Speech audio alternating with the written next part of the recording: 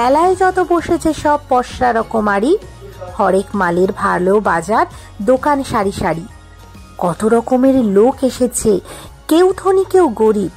গ্রামের মেলা সবার তরে, চাকর হোক বা মনি।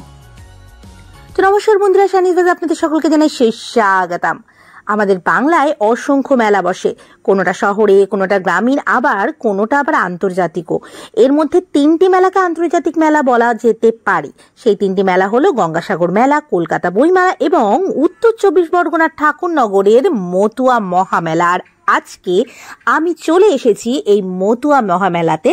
তো এই মেলাটা পুরোটা ঘুরে ঘুরে তোমাদেরকে দেখাবো কত দোকান বসেছে এখানে, আর মানে কত রকমের খাবার রয়েছে, কত কিছু আছে, সবটাই ঘুরে ঘুরে দেখাবো। আর কিভাবে এখানে আসতে হয় সেসবও বলবো এই ব্লগের মধ্যে।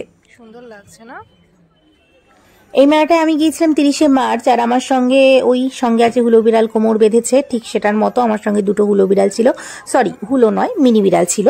আমার 2 বোন ছিল, নিশানী এবং শরণ্যা।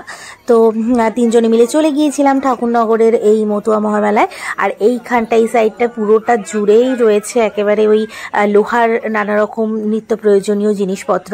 আর এখানে কিছু ব্যাগের দোকানও রয়েছে, ব্যাগগুলো বেশ সস্তায়, সুন্দর সুন্দর ব্যাগ ছিল। আর ক্লিপ, বাপরে বাপ, আমার এই ক্লিপের ভীষণ প্রয়োজন রয়েছে, আর বেশ কটা ক্লিপ আমরা কিনে ফেলেছি এখান থেকে। আর এইবারে এগিয়ে চলেছি আরও সামনের দিকে। সেই হরেক মাল 10 টাকা 10 টাকা 10 টাকা, হরেক মাল 5 টাকা 5 টাকা 5 টাকা, এইগুলো দেখতে দেখতে এগিয়ে যাচ্ছিলাম। দেখা যাক কোনো হরেক মাল কিনি কিনা। না, হরেক মাল কিছু সেভাবে কিনিনি, তো মূলত ক্লিপটাই কিনছিলাম। আর তারপরে চলতে চলতে এই যে দুলের দিকে চোখটা আটকে গেল। মেয়েদের যেখানে মানে বলতে গেলে ভীষণ দেখলেই প্রাণটা ধুকপুক করে, তো সেরকম আমারও করে। এই দুলের দিকে আটকে পড়েছে, কিন্তু হ্যাঁ, শুধু ভিডিওই তুলেছি, একটাও দুল কিনিনি। এই মেলাটা সম্পর্কে একটু বলি। প্রতি বছরের মতো এই বছর হরিচাঁদ ঠাকুরের জন্মতিথি উপলক্ষে মতুয়া সম্প্রদায়ের এই বারুণী মেলাটা শুরু হয়েছে। আর এই বছর 214তম জন্মতিথি। তো হরিচাঁদ ঠাকুরের জন্মতিথিতে এই উত্তর 24 পরগনার ঠাকুরনগরের ঠাকুর বাড়ির ঠিক পেছন দিকটায় একটি পুকুর রয়েছে, সুন্দর করে বাঁধানো পুকুর, যেটাকে কামনা সাগর বলা হয়। তো সেইখানে দূর দূরান্ত থেকে মানুষ পুণ্য স্নান করার জন্য আসে। প্রায় লক্ষাধিক মতুয়া ভক্ত কিন্তু এখানে উপস্থিত হন। আর সেই উপলক্ষে এই ঠাকুরনগরে মতুয়া মেলা বসে। এটা হলো নাট মন্দির, দূর দূরান্ত থেকে মানুষরা এসে এখানে একটু বিশ্রাম নেন। এই যে 1857 সাল নাগাদ বাংলাদেশের ওরাকান্দিতে মেলা সূচনা হয়েছিল। ভারতের স্বাধীনতার পরে মানে 1948 সালে প্রমথরঞ্জন ঠাকুর এই ঠাকুর বাড়ির মেলা সূচনা করেন। এরপর থেকে প্রত্যেক বছরই এই চৈত্র মাসে মেলাটি হয়। এবছর 27 তারিখে স্নান ছিল, আর 7 দিন মতো চলে মেলাটা। তো আর মাত্র কটা দিন বাকি আছে। আবার চাইবেন, কে বলবেন সত্যি, যত খাবেন তত চাইবেন। হ্যাঁ, বাকি কথা বলছি, কিন্তু তার আগে বলে রাখি, আমরা চলতে চলতে যেখানে খাবারের দোকানগুলো আছে সেখানে ঢুকে গেলাম। আর সামনে দেখতে পেলাম মথুরা কেক বিক্রি হচ্ছে। এটা কখনো খাইনি, মনে হলো একবার টেস্ট করে দেখা যাক কেমন হতে পারে খাওয়া এটা। বাট আমাদের 3জনের কারোরই ভালো লাগেনি, 10 টাকা করে নিয়েছিল। যাই হোক, আর এই যে রঙিন জলগুলো, বাপরে বাপ, এগুলো কার কার ভালো লাগে আমি জানি না, আমার তো দেখলে মারাত্মক মানে অস্বস্তি হয় এই জলগুলো। আর এই যে এই জিনিসগুলো দেখতে না খুব ভালো লাগে। প্রত্যেকটা মেলাতেই মোটামুটি দেখি ঢাকাই পরোটা, তো জানি না কেমন খেতে হয়, খুব একটা টেস্ট করিনি আমি কখনো। আর ফুচকা তো থাকবেই মাস্ট। আর আমরা এদিনকে অনেক রকম খাবারই টেস্ট করেছিলাম, কিন্তু সব খাবারই একটা একটা করে নিয়েছিলাম যাতে পেট পুরো ভরে না যায়, কারণ পেট পুরো ভরে গেলে তাহলে তো অনেক রকম খাবার টেস্ট করা যাবে না। তাই একটা একটা করে নিয়ে সব কিছু টেস্ট করেছিলাম। আর সামনেই দেখতে পাচ্ছি কুলহাট পিৎজা, যেটা একটা সময় মানে সোশ্যাল মিডিয়াতে ভীষণ ভাইরাল হয়েছিল। এই কুলহাট পিৎজাটা ভীষণ ট্র্যাডিশনাল ওয়েতে এই পিৎজাটা সার্ভ করা হয়, ভীষণ ভালো লাগে দেখতে, আর খেতেও বেশ ভালোই কিন্তু। আর এর প্রাইসটা হচ্ছে 80 টাকা করে। তো এই কাপগুলো দেখতে এত ভালো লাগছিল যে আমি খাওয়ার পর ওটাকে আবার পরিষ্কার করে বাড়িতে নিয়ে চলে এসেছি, যেটা দেখে মা আমাকে খুব ঝাড় দিয়েছে। বলছে তুই বড় হলি, বাট তোর স্বভাবগুলো চেঞ্জ হলো না, বাচ্চাদের মতো রয়ে গেছে।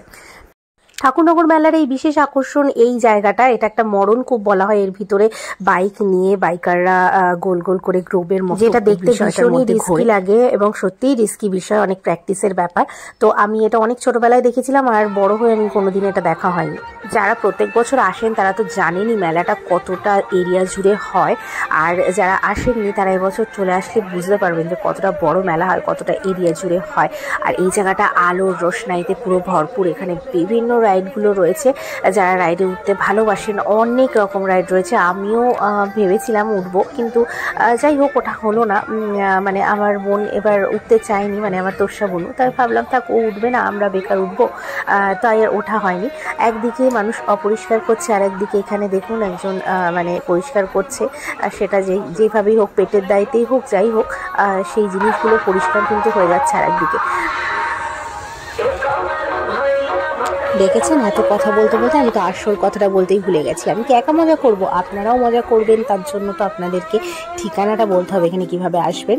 তো সব থেকে যেটা ইজি ওয়ে সেটা হচ্ছে ট্রেন পথে যদি আপনি আসেন ট্রেনে, মানে শিয়ালদা থেকে বনগাঁ লোকাল যদি ধরে ফেলেন, তাহলে একদম ঠাকুরনগর স্টেশনে নামবেন। স্টেশনে খুবই কাছে আর কি মেলাটা। আর এই যে রাইডগুলো দেখতে পাচ্ছেন ঠিক এর পেছনেই কিন্তু রেল লাইনটা রয়েছে, তাহলে বুঝতেই পাচ্ছেন কতটা কাছে স্টেশন থেকে নেমে।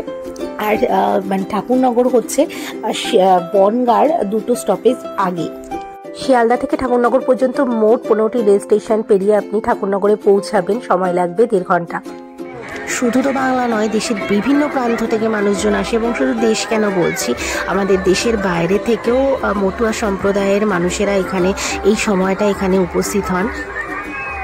আর ওনাদের মধ্যে একটা পজিটিভ ওয়েভ আছে, ভীষণ রকমভাবে একটা এনার্জেটিক ব্যাপার আছে। ডাঙ্কা, তারপরে পতাকা সমস্ত কিছু নিয়ে ওনারা রাস্তায় হাঁটতে হাঁটতে কেউ আসেন, কেউ বা অনেক দূর দূরান্ত থেকে লরি করে আসছেন, ট্রেনে আসছেন, যে যেভাবে পারছে আসছেন এখানে এই সময়টা উপস্থিত হন।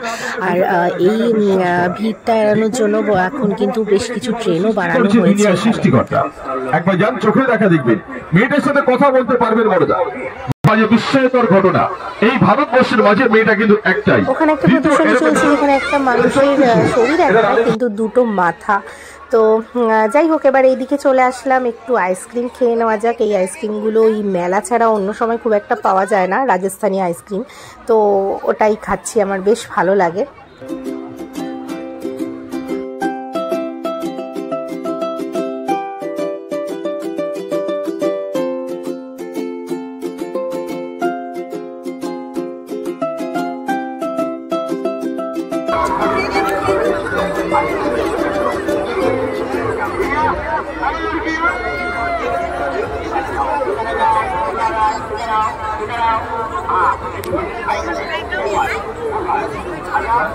মেলা থেকে যে বেরোচ্ছে তারাতেই দেখছি এরকম ধরনের একটা বাঁশি, আর এরকম ম্যাঁ ম্যাঁ করে বাজাচ্ছিল, আমরাই ওটাই শুধু কি ভিড়।